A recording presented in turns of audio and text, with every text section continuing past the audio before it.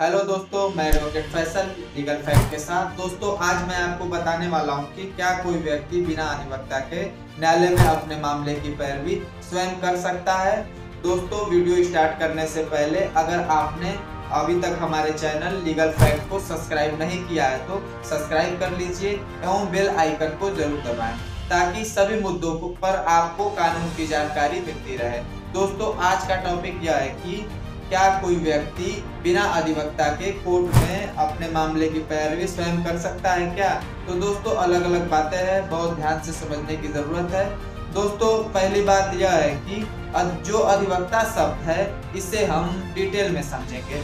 दोस्तों, अधिवक्ता यानी आधिकारिक वक्ता या ऑथराइज स्पीकर होता है। दोस्तों, न्यायालय में किसी को के पक्ष को रखने के लिए या आपकी बात कहने के लिए एक अधिवक्ता की आवश्यकता होती है, क्योंकि कोई भी व्यक्ति जिसके खिलाफ मामला कोर्ट में चल रहा होता है या कोर्ट में आया होता है मामला, वो व्यक्ति अपनी बात न्यायालय के समक्ष रखने में सक्षम नहीं होता है, यानी अक्षम है।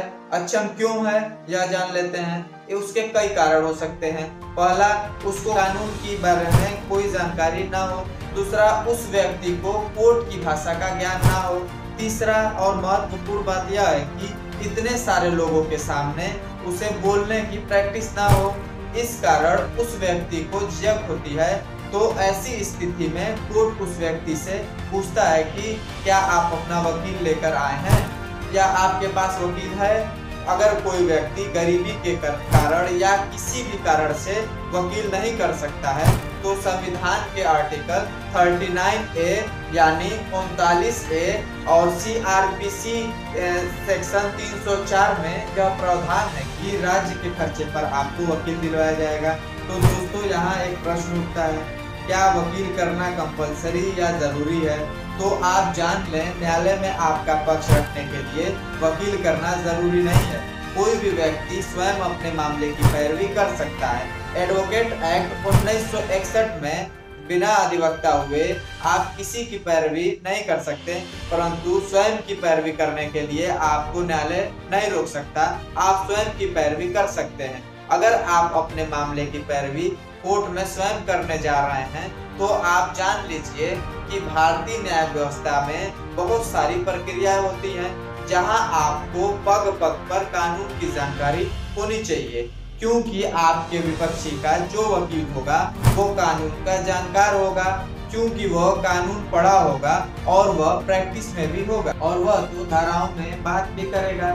फला सेक्शन में यह होगा, ठेका सेक्शन में यह होगा। उदाहरण के तौर पर कोर्ट की भाषा आपको बताता हूँ। अगर कोई व्यक्ति किसी को जान से मारने की कोशिश करता है और वह मरा नहीं, बच जाता है, तो कोर्ट की भाषा में यह नहीं कहते हैं कि यह जान से मारने की कोशिश किया, बल्कि कोर्ट में यह भाषा प्रयोग किया जाता है कि इसने तो 307 किया है। अब 307 क्या है, आपको धाराओं की या आप जिस मामले की पैरवी स्वयं करने जा रहे हैं आपको उस पर कानून की जानकारी होनी चाहिए।